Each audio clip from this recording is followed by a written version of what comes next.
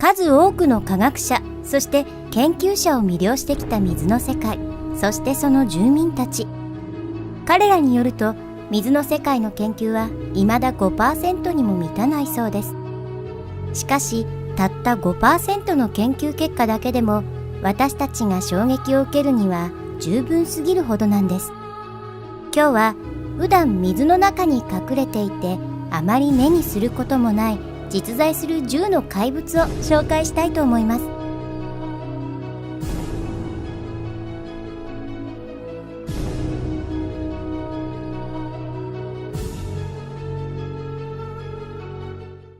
インドとネパールの間を流れるカーリー川は謎の失踪、そして原因不明の溺死事件が相次いだ悪名高い川です。当時死因は何か獰猛なものではないかと憶測がされていましたが、その後体長2メートル以上にもなる鋭いカミソリのような歯を持つ茶色の恐ろしい生き物が捕獲されました。この茶色の恐ろしい生き物というのがバカリウスヤレリ、もしくはグーンチという重量140キロのナマズ目の魚で、この魚には人肉歯垢があります。そうなんです。このナマズこそがカーリー川流域の人々が失踪した主犯というわけです。この捕食魚は人間が集団でいる場合もお構いなしに攻撃してきます。そしてナマズは犠牲者を川底に引きずり込み、まず溺れ死にさせてから食事を始めます。ある17歳の少年は彼女の目の前でこのナマズの餌食となりました。そしてそのまま帰らぬ人となったのです。皮肉なことにこのグーンチの人食いはもともと人間の風習から始まりました。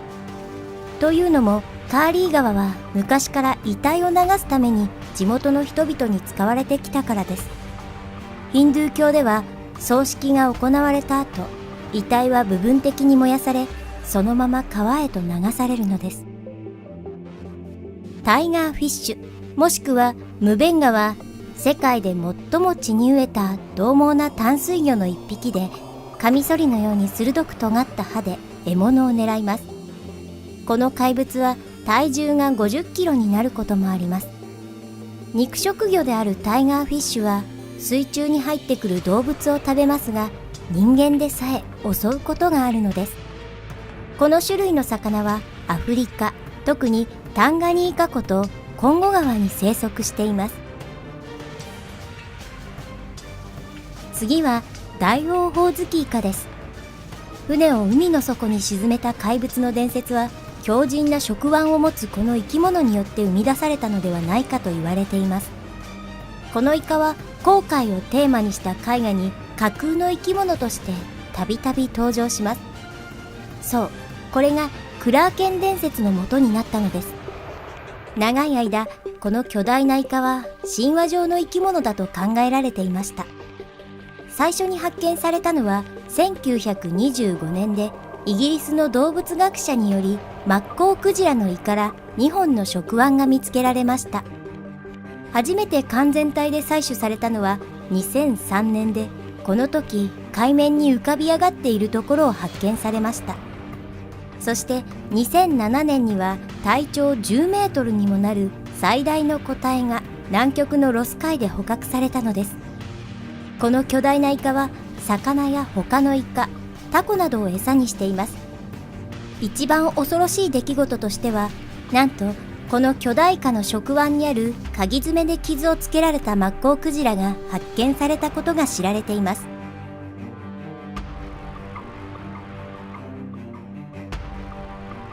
トラウツボ。トラウツボは魅力的であると同時に危険な巨大水中ヘビでもあります。大きさは最大で体長3メートル、体重約50キロになることもあります。トラウツボは捕食魚で非常に獰猛な魚です。獲物を見つけると雷鳴のごとく猛烈なアタックをしてきます。死亡例もあるくらいです。その昔、トラウツボには毒があり、噛まれると危険だと考えられていました。というのも、トラウツボがヘビに似ていたからです。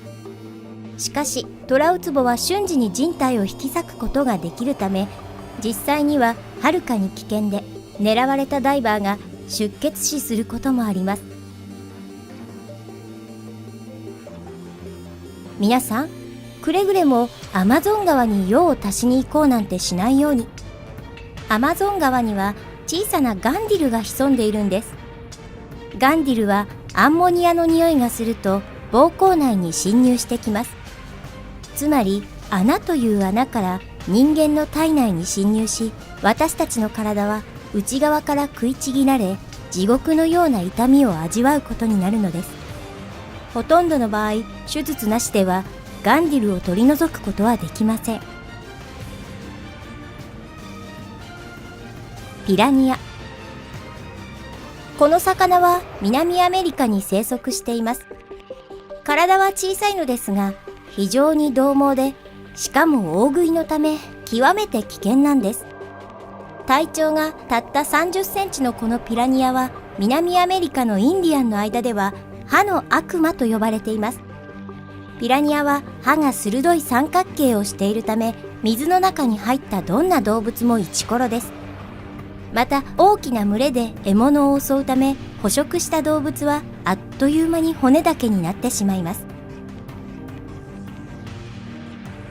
その名の通り、とにかく奇想天外な形をしているノコギリエイ。最大のもので体長6メートル、重量180キロにもなります。オーストラリア奥地の河川地域に伝わる伝承によると、ボートがこの恐ろしい捕食魚に襲われることがあるそうです。ノコギリエイの最大の特徴は口先、つまりノコギリの部分で、そこには電気受容器があり、周囲の魚が放つ電流を察知することができるのです。また口先は水の動きも感じることができます。これらのセンサーのおかげで、夜の濁った水の中でもうまく獲物を捕らえることができるのです。続いてアマゾンに生息する捕食魚、電気ウナギ。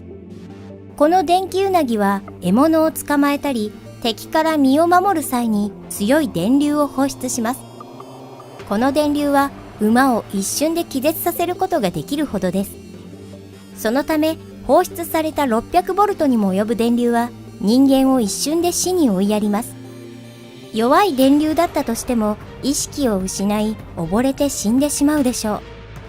電気ウナギは体長 2.5 メートル、重量が25キロにもなります。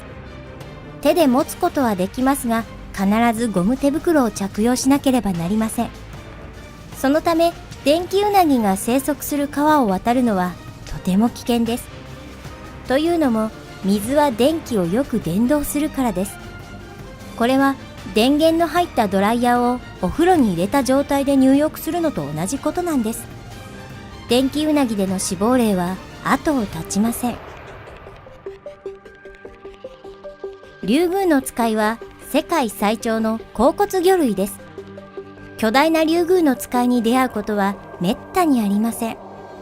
発見したとしても、ほとんどの場合はすでに死んでいることが多いです。どうやらこの生き物は海蛇の伝説のモデルになったようです。そう、海の恐ろしい怪物の。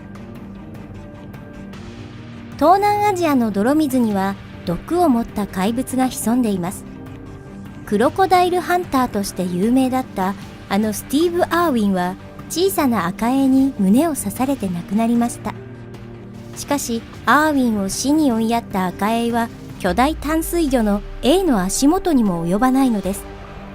この怪物はお皿のような形をしているのですが、最大で体長5メートル、重量900キロ以上にもなり、世界最大の淡水魚と言われています。アカエイは背中から20センチにも及ぶ針で攻撃してきます。それはちょうどサソリの場合と似ています。しかし、たとえこの針がなかったとしても、この大きさがあれば人間を水の中に引き込むことは容易です。そのため、もしあなたが立っている川の底が動き始めたら、立ち止まってください。今日はここまで。まだまだたくさんの恐ろしくて危険な水中の怪物が潜んでいるはずです。もしかしたら私たち人類が知らないような怪物がこの先出てくるかもしれません。